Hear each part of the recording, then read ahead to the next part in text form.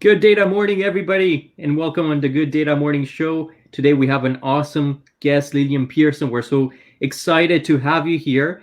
First, I want to ask really, where is everybody from? Where are you streaming from? Where are you joining us from? Because we're all in three different places. I'm on the West Coast in Vancouver, and Diana is in Bucharest, let's say, Romania.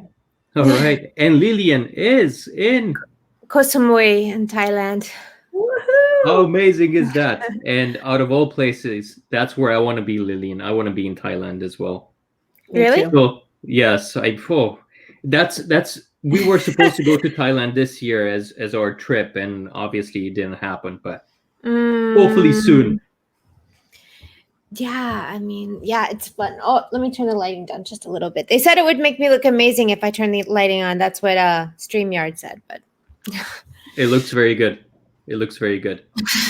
Thank you. All right, so we do have an amazing show, and you're going to really teach us on how we could get more clients as data freelancers.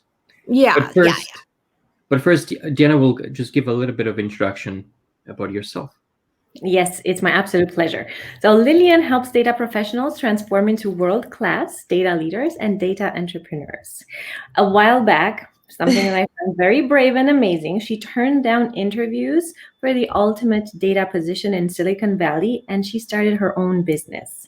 This business is now a multi-six-figure earner. She has her own team and an online community of more than 650,000 tech professionals. That's amazing. She trained over 1 million workers on data science. She was featured in Forbes, in Fortune, in National Geographic, in The Guardian, among dozens of other publications.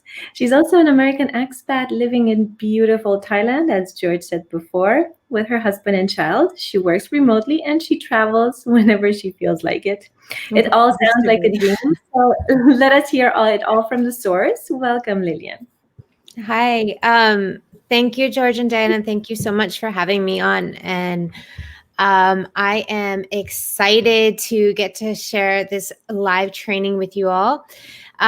George, is there any way we could turn off the logo? It's coming in absolutely. kind of weird. I'm a little bit of a branding freak, and we've gotten even more particular now that I just had a website whole rebrand.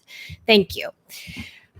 Okay, guys, so I've got an amazing training for you guys if you are brand new in your data business, or if you're just thinking of starting a data business and you want to know, how do I get clients fast? That is who this training is targeted for. And so we're going to talk about the 5 steps to landing your first data freelancing client. Now, okay, so there are really 4 main ways people go about quickly landing their first freelancing client. The one we're going to talk about today is brand up and engage. The other one is to do soft sells, which works really well if but it takes a little longer to do that because you've got to produce content for quite a long time in order to create soft sells. So those are the 2 that kind of those are my go-to. That's what I teach my clients to do. There are also, you can do cold outreach, and you could also do freelance marketplaces. So this training is really a part of a broader, I took this out of a broader training. We don't have time to cover all of these. So we're going to cover brand up and engage because I think this is the very best way to land clients fast. And it's worked really, really well for a lot of my clients. And one of those clients is Cam Lee. We just had him on my LinkedIn Live yesterday, and he signed up. We worked together just starting in January of this year. And then now he just landed another 12,000. I think by the end of the year, he's going to hit multiple 6 figures. That's impressive. Yeah, it's amazing, right? Cam is amazing. He's a marketing data scientist, and but the reason I bring this up is because that's pretty much what he has done. Brand Up and Engage is basically the method that has brought him his business this year. It works really, really well. Just to get your first clients, get your business going fast. I could talk about like the quickest way, which may be to go to a freelance marketplace, but it's really not scalable and I don't recommend it. We're just going to stick with this one method. Just in case you don't, just to remind you, we just talked about who's Lillian Pearson, but I am Lillian Pearson, and I coach and mentor data professionals to become world-class data leaders and entrepreneurs. I'm from America. I'm a licensed professional engineer, and I started Data Mania. I started what became Data Mania back in 2012. Okay, so we are talking about 5 steps to landing your first data freelancing client and fast. So I'm saying in 30 days or less. I think 30 days or less is definitely manageable if you work it. So we're talking about Brand Up and Engage. And I'm just going to really quickly walk you through the steps and try and like bring up some of the caveats, things you'll want to look out for. I think there's time for Q&A after. So you have any questions for me whatsoever? Is that all right, you guys, if they leave them in the comments? Oh, yes. Please put them in the comments. We'll definitely address them afterwards. And if we can't get to them, I'm sure Lillian will be happy to just answer after the fact. And definitely follow Lillian if you haven't already. Yeah. Okay. Thanks. Yeah. So if you got any questions, just throw them in chat. We'll talk about them in just a minute. This is actually very simple. Number 1, first step is identify a dream client. So what you really have to do is you have to figure out, okay, who do I want to be my first client? Who do I want to buy from me, right? And I'm not talking like, some really general title like analytics manager in automotive industry or something like that. Like I'm talking like first name, last name, what city do they live in? How many, are they married? Like who do you want to sell this to? Like one person, because you need to kind of target your offer and your prototype business, which is what you're building, to a very specific person, which that targeting and that clarity will then attract people that are similar to that person. So first of all, you got to think about like, okay, who do I want to help? Now, how much do they need what you have to offer? Are they willing to pay? Are they able to pay? And you need to start thinking about like, okay, just how feasible and realistic is this? Where do they hang out on the line? So I actually did a practice. I was I was trying to put together some slides for this training, and I thought, okay, what I'll do is I'll just kind of stalk the internet and I'll see what data professionals are actually doing this, and then I'll just use them and blow up their spot, basically be like, okay, do what they're doing. But I didn't want to do that, because then once I started following these people, I've ended up buying from both of them, and they're so awesome. I'm like, okay, well, I don't want to like tell everyone, do exactly what they're doing and you'll be fine. So basically what you got to do is you got to be like, I've got these skills, right? And I know this one person really needs this solution. So what I'm going to do is I'm going to offer that. I'm going to create an offer. And that is kind of how you have to start thinking. So number 1 step is just identify a dream client. Then step 2 is just define what your offer is going to be. So it's really not like, say you do data visualization, right? Just being like, I know how to do data visualization is generally not going to attract someone to come and buy from you in general, because they actually they've got a problem and it's very specific, and they want to know that you have a solution to that problem. You know how to solve it. You've got a process. They can turn it over to you. They don't have to deal with it anymore. So it's like, it's not just like, I know how to do something, but it's like, no, I provide this solution, and it's like something that's tangible, and you can just give me money and I can give you a solution. an exchange, an equal exchange of energy, right? So they don't, what I found is like most of the times, people don't really care that much about like your skills in terms of like, especially as a freelancer in the open market, it's not about like what languages, blah, blah, blah, blah, blah. Business people do not care about that stuff. They don't have time to dig into the details. They just want to know that you know how to solve the problem and that you have done this and that you're able to provide a transformation and that they can trust you to get it done well. And then those are the type of jobs you're going to want, right? Because if you get someone in there that kind of knows half what they're doing and they want to like be on your back all the time, like micromanaging you to tell you like, now do this task, now do this task, it's not going to be any better than having a job.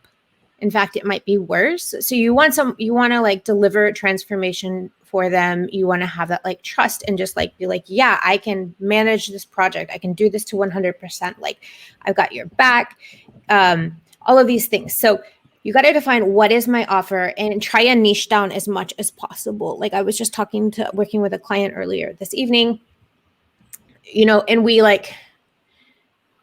niched down. Her niche was, never mind. So you want to be very, very, very specific is what I'm saying. And say, if you were working in food sector and you were selling food, I would maybe go, okay, like is there something to, like, is it like organic food? What kind of food? Like be very, very specific about like what sub niche you're serving, what the problem is that the offer solves, and just define an offer. So an offer, you're going to build that out of your data skills, right? You're just repackaging these data skills into a solution that you can sell. It's really simple, but it's sometimes hard for people to figure out like how to do that because the different deliverables you need to include and all that. But once you've done it, it's like easy. Okay, so then the third thing is set up on social. So what you've got to do now, go back to the ideal client and figure out, okay, like where does that person hang out? Now I have a, not only where do they hang out to look for solutions related to what you have to offer, right? Because like a lot of people hang out on like, okay, so don't go to Instagram and try and sell like B2B data strategy services, okay? Stuff like that, because people are not going to Instagram or TikTok. Don't go to TikTok to try and sell some like high-end B2B service, right? Like you're going to go to LinkedIn for that, right? But if you're looking to sell B2C or you're looking to sell to entrepreneurs, then you're going to want to go over, honestly, I would say the best place for that is either in Facebook groups or in Instagram. So you have to figure out, okay, like where are these people going to look for solutions? Where are their communities related to what we're talking about? And so where is this person? So just try and keep it to the one person. And then and Lillian, sorry to interrupt. Is it good to target all these different groups or maybe just focus on one, like LinkedIn or Facebook groups, or it's okay to go on both? No, I would say that just pick one because of what we're going to talk about next. Just one. And and don't try and target like two different types of. So Facebook groups is mostly entrepreneurs. Like, I don't know. I guess sometimes people, it's either B2C. I feel like Facebook groups and Instagram are both either B2C, which means you're selling like courses or services to individuals, or they are selling to entrepreneurs, but so they're similar, but then LinkedIn is like a lot B2B with, B2C mixed in, but just make sure that you're really, you just pick one of them. And then one of my group members asked about like, well, what do I do if I have a job and I don't want to get caught, like trying to freelance. And so what you can do is you can set up, just follow this method and then try and make sure that you're not setting up this whole operation on the same platform where, like, if you do it on Instagram in the way that I'm teaching you, then it's probably not going to be a problem because first of all, you're not going around saying, hey, I've got a business and I'm consulting. And second of all, more than likely, like, your boss isn't going over to Instagram to like see what's happening in terms of, you know what I'm saying? So try and like pick a spot that is going to meet your needs in terms of maybe you need to have some discretion, or you got to kind of take this approach and tailor it to what your specific needs are. But this is a very discreet way of doing things, because you can, like, I had a client that just, one of my clients just landed his first workshop, and he's not like necessary.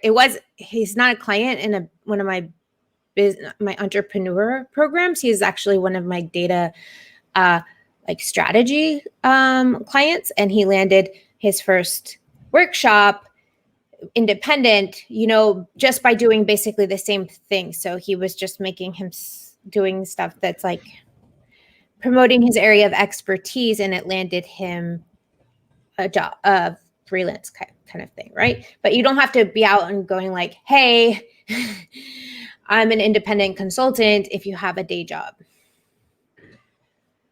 And then you want to identify, like, okay, on that social media network, then identify who the leaders are. You can just pick like 10 people who, now, okay, so this is important because it might be, yeah, this is really important.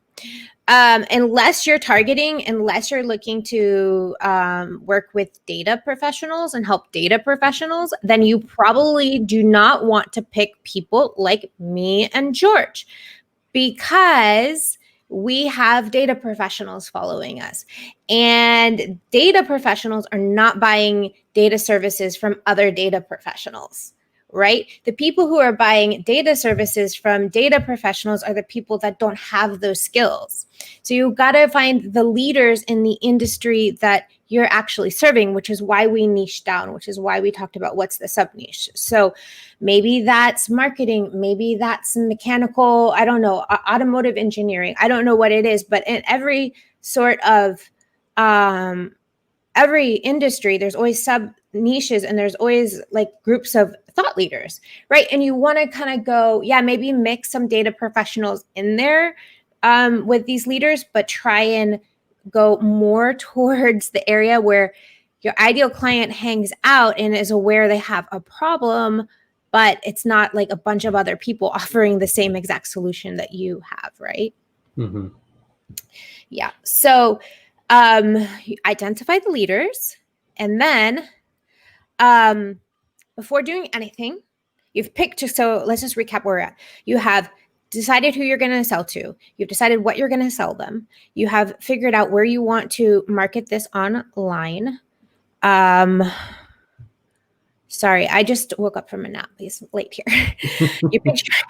You have then identified, you've done market research, figured out, okay, who are the thought leaders on this social platform in this particular sub niche, right? So you're like ready to go here. Next thing, it's time to brand up. So you need to optimize your profile. I don't know if it's on Twitter, if it's on Instagram or LinkedIn. There's always things to do to optimize your profile. You can just go on YouTube, figure that out quick. Make a strong call to action. Now, this is where you get in a little bit of like gray area in terms of, yeah, if you have a job, you don't want a call to action is like, say at the end of your bio or whatever, or the end of your Instagram profile, you tell them, hey, this is what I want you to do next. This is, if you liked what we said here, this is what you do next. So, if you're all in, like if you lost your job and you need a client fast, what you want them to do next is probably to send you a DM, send you a direct message so you can start that conversation. If you're honestly actually sending a DM call to action, send me a direct message might be very good also if you have a day job and you don't want people to know you're looking for work. But then, sometimes if you have a product to sell or you've like gotten a little further along, you're like marketing something, your call to action might be like, sign up for this freebie, or you can go over to the sales page, whatever it is. But you just want to make a strong, clear call to action in your bio. Then this is the thing though, okay, guys? Because what you're doing now is you're branding up. You're showing like, okay, yeah, I have a solution here. I have a process for you. I have guidance and structure. This is what you need to do. And it really helps people feel like they want to hire you because it's like relief, relief off of our brains, like less chaos and more order. you want to feature your offers on your profile. And I made a little demo here for you. I built this just for this purpose, but I think I'm going to keep it up. So this is what I've got going on my Instagram profile now. These are my little featured badges, right? And so if you click in there, some of them are populated. I actually did really make this for the presentation, but you go in there and there's free resource, which is, a masterclass that's coming up in a few weeks. It's a live masterclass. Definitely want to sign up for that. You can also go to my work with me page. Click in here, and then there's just like different ways we can work together. And then there's another badge here, which is like frequently asked questions, right? Mm-hmm. So you start like profile, like showing like your like the brand essentials for working together right there, showcased on your profile. Another way you can do it, this is how we do it on Instagram. So it's just, like press, coaching, results. Like client results is a big thing. If you've got client results, you want to showcase those, FAQs, stuff like that, right? And then here you see, I help data professionals. This is my call to action, free toolkit. Get it? That's the call to action. You want it to be like abundantly clear. Okay, so then you just set up your profile like that. You're on step 4, and we're just about to turn this thing on. How do we turn it on? We engage. This is the quickest, fastest. Okay, now it isn't the quickest, because the quickest way would be to go to like Upwork, but that's going to suck, probably. I'm sorry, but I think that working on freelance, it's not going to be great. So Fiverr and Upwork, yeah, I got to say I've had lukewarm experiences, to say the very least. There's definitely a lot of talent out there and some great ones, but it's very hard to find. I hire people sometimes from Upwork, not a problem, but I don't want my clients to work there, and I don't work there. Exactly. That's not as scalable, because you can, I got one job there once back in 2013 when I first quit my job. Mm-hmm. And it was easy. I got a job right away, and they paid me enough to travel the world. And I was like, sweet. But it's not scalable. It's basically like having a job, except for you get paid less. Right. It's not a business. So at this point in my business, my services, I don't do services for less than $1,000 an hour. All of the rest of the time, I work in my business or on my business. And we support and facilitate transformations through products, So I don't want to be selling my time. And that's how you scale, because you can't scale anything if you're selling your time for too little. Essentially is a problem. You can't hire anyone. You can't work on your business. You're just working all the time, right? So you have to have enough room to grow your business. So let's talk about step 5, engage. Engage is follow. Okay, so you're going back to that list of 10 people that are the leaders.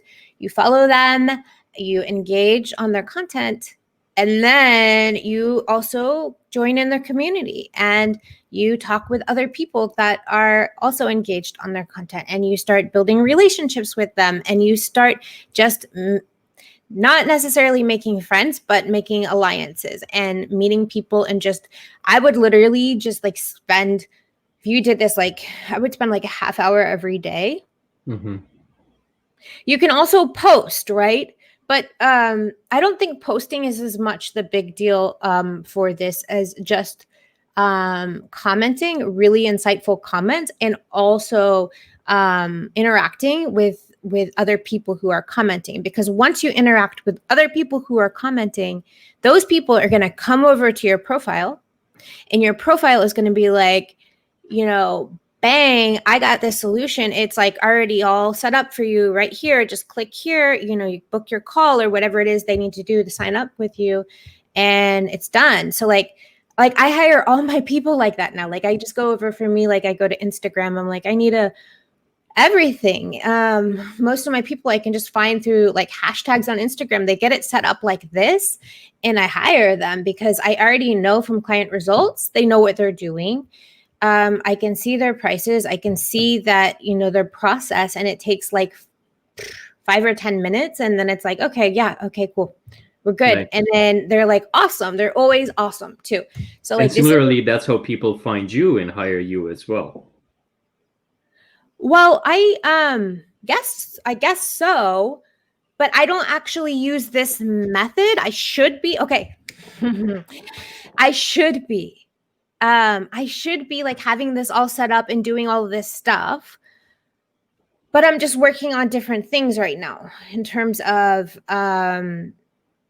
how are we, so, that's going into how are your clients finding you, so we have search, we have, I'm doing a lot of posting. So it's like when I'm a little further along, I already have an audience. So I'm doing email marketing. I'm doing things to nurture the audience. I'm not in the growth phase and I have clients. So now it's about, yes, growing them, but this is not scalable necessarily. You can't go in and be commenting an hour a day long term, because that's gonna, like, you can get clients, you can get your first clients, but then you got to like find better ways to get clients, right? So technically I should be engaging and doing all that stuff, but I mean, I'm running my business and there's a lot to do and I don't have time to like do so much of that, right? And I think that's okay. You don't see too much of like, so you got to think about like all of this, you got to think of yourself as where you want to be, right? So can you imagine seeing like Russell Brunson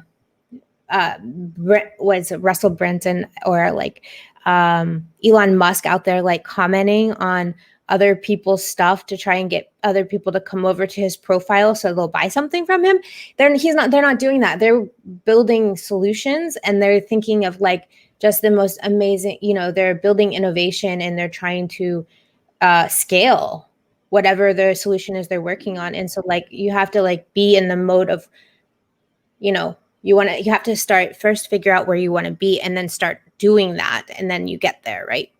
Right. And I mean, you're a different phase in your business journey altogether. You've done this for 7 years now, at least. So yes, I see your point for sure. Yeah, this is for new people though, and it works really well. So new freelancers, like I think, okay, so Cam was new, right? He did this, and he now made almost, he's almost multiple six figures in his first year. So it works. It's just like, okay, when you start having group programs and courses and multiple products and product launches and everything going, you can't really be in there like on someone's, you know what I'm saying? It's just not like, there's more effective, more powerful ways to scale than this, but this is good to get off the ground. Absolutely. And also I would say that this here, having this in place, like the part that I should be doing that I don't do is this should always be like up to date. And, I should have people like super clear how to work with me. And I kind of have been, because I didn't need clients, I haven't been needing clients. So I'm like, I'm working on these specific things, but this is stuff that is like basics. Like I should have been doing this and I would recommend everyone to do this. But life gets in the way.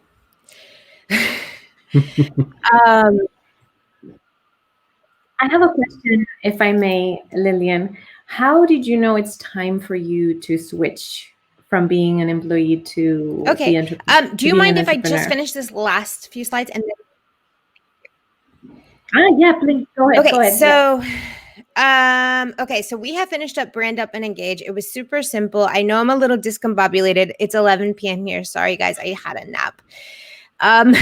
We did cover Brand Up and Engage, and and so I wanted to kind of show you some of the people that I've been working with and the results they've gotten. Cam Lee, that's his old testimonial that was from 2 months ago. So now he's almost, now he's past 150.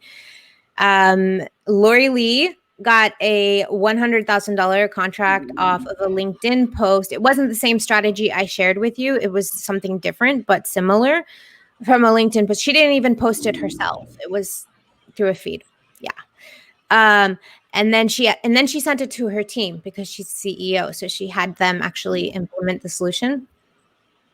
And then Ro, he got a 45 times return on his investment. So he got a 40% pay increase from one of our courses, right? And they all basically were part of this masterclass we had, which it's a live masterclass. And I cover a lot more in terms of like, how do you repackage your data expertise? How do you find great clients? How do you set up your business so that you can hit 6 figures in the first year? And I'm doing the masterclass again. I haven't done it for a year. I'm doing it again. This is a brand new one. I have like recreated this. So I've recreated my entire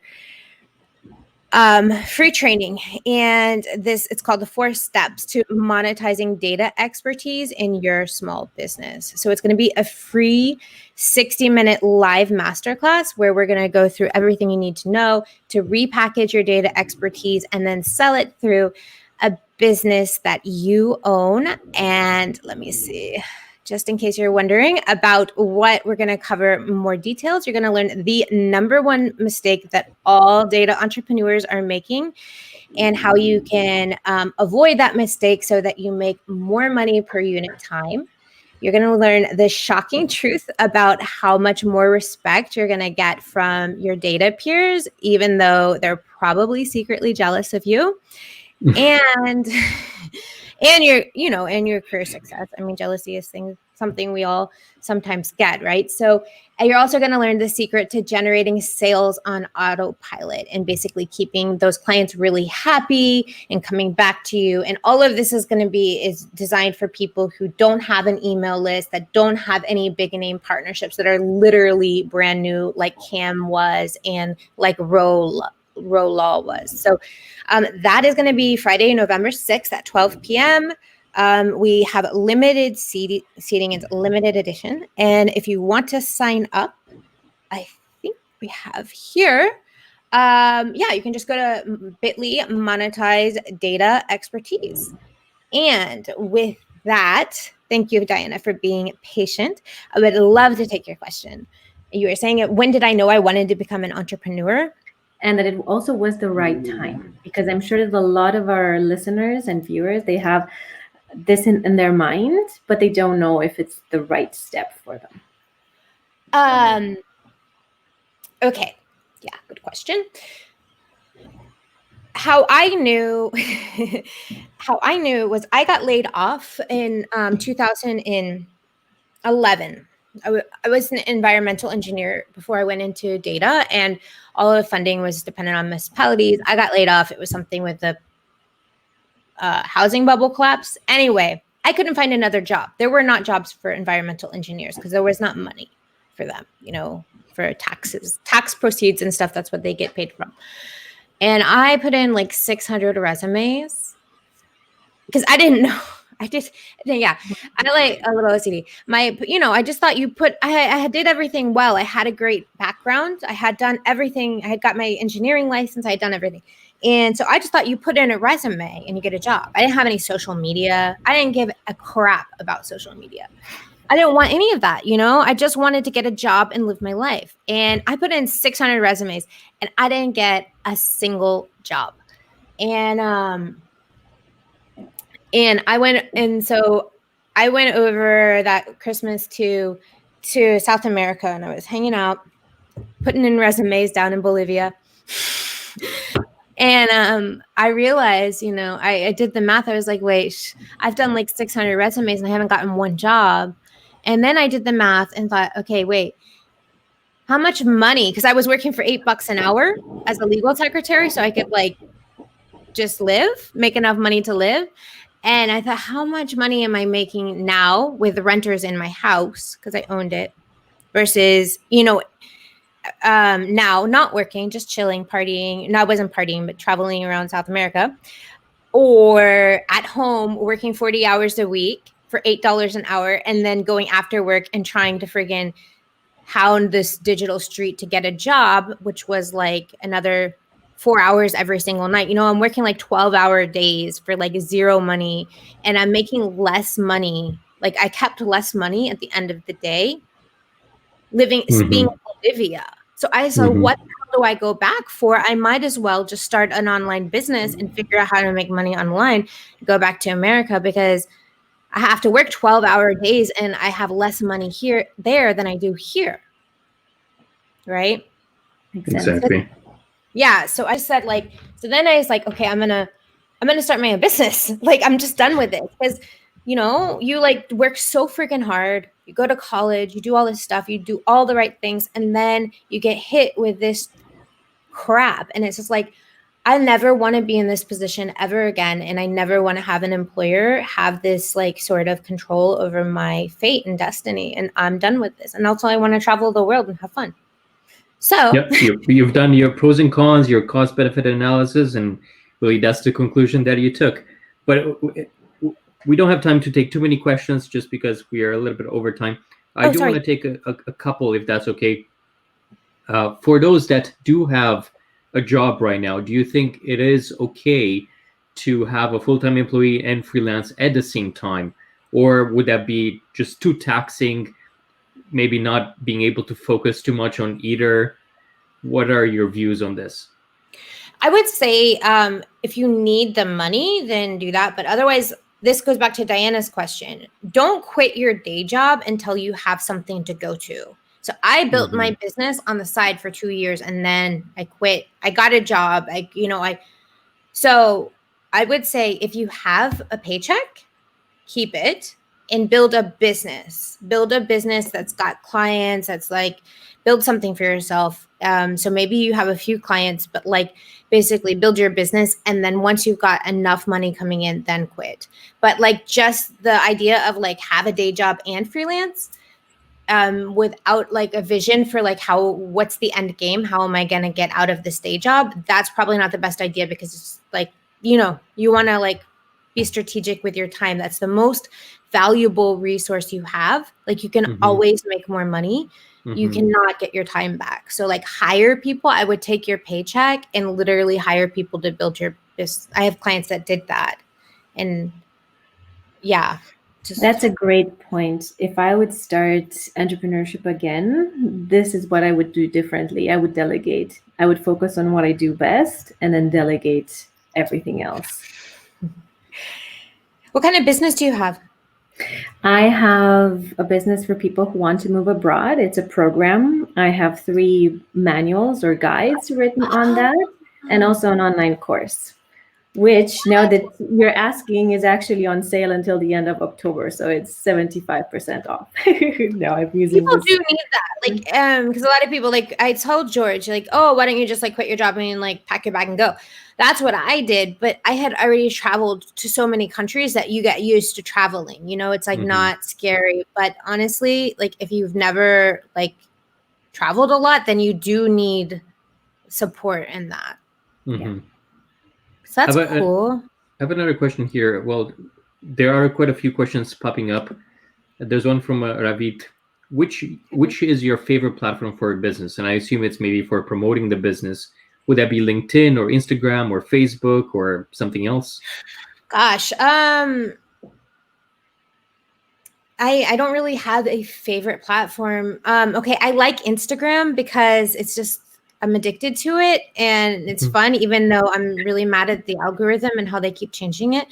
But I've been on LinkedIn for a long time, and it's just I don't have a favorite. Sorry, I have a least favorite. I'm not big on Twitter anymore. Are you on TikTok as well? No, I'm waiting for Instagram Reels to come out in Thailand. But see, if I was going B2B, if I was selling, like I, for a while was like, oh, I'm going to sell B2B services and data strategy. If I was going to do that, I would do that on LinkedIn. So your main platform should be like where those people are hanging out that you need to help. All right. Correct. And on that vein, Kevin Manco, for some reason, his name doesn't appear here. Should your business brand align with your personal brand? Or they can just be disjointed and not necessarily, go in with each other. I think if you're okay, so everyone talks about this personal brand thing, and I think it must have been in some book or something. I know what it is they're referring to, but like a person is not a brand. I would say, yeah, your business 100% needs to be aligned with your heart and your calling and your passion. Or it's just going to be way too much. Like, it's not going to get that far because it's going to become a job. You're going to hate it if your business is not built on your core values and what you love doing, right? Mm-hmm. So in that sense, I would say, yeah, for sure, they need to be an embodiment of you. Like, and also, like, just going back to that B2B thing, like me selling B2B data strategy services, right? Yeah, I might land some more clients that way, but I'm a friggin' free, like, I'm like a free spirit living in Thailand. How hard is it going to be for me to dress up and act like, oh, I'm going to wear a suit now, and look, I'm going to play the corporate, like, and like be that person? That's not who I am. Like, I need to like be honest and show up and help people with like with the things that I believe in. And I believe in people like getting paid what they're worth, autonomy, freedom. I believe in all of these things. And so I need to like stand by that instead of selling myself for like, okay, I'm going to be this person. I'm not, just to get just to get successful in business. So if that helps, I hope. It does. Thank you. So Lillian, there's definitely quite a few more comments here, but you'll definitely have access to this show. We'll also post it on YouTube in just a couple of days. And I do encourage everybody to get in touch with Lillian. Definitely sign up for her upcoming session in a couple of weeks. If you sign up for that masterclass, I will take your questions in my DMs for sure. But the masterclass, I'm also going to have a live Q&A, and I have a form set up, so just you can put your questions in there, and we can go on in Q&A after the masterclass too. That's perfect. So yes, as a reminder, November 6th at 12 p.m. Eastern Time, you'll definitely see quite a few of our attendees from today there as well. Thank you, George. Thank you, Diana. I wish you guys could come here. You guys, George, do you have your job? As soon as it's possible, we're going to be there. George, you have your own business or you have a job still? Both. Yes, both. Okay. Well, it's tough. I did that for 2 years. It's tough. But once you get out of the day job, you guys should come here. Oh my gosh. We'd love to. I mean, for a vacation to start for sure, but that sounds very, very enticing. And you're gonna wait. You don't have children yet, right? Not yet. Oh, and they've got them like we had a nanny, so I could work on my like nanny. I mean, all the things, and the people are so sweet. You would love it. That's what I heard. All right. Well, thank you so much, Lillian, and thank you again for staying up for us. And it was really a pleasure to have you on. Next time you come to my show. It was lovely meeting you. Hi, Diana. It was really nice to meet you. I hope we'll talk after. Will do.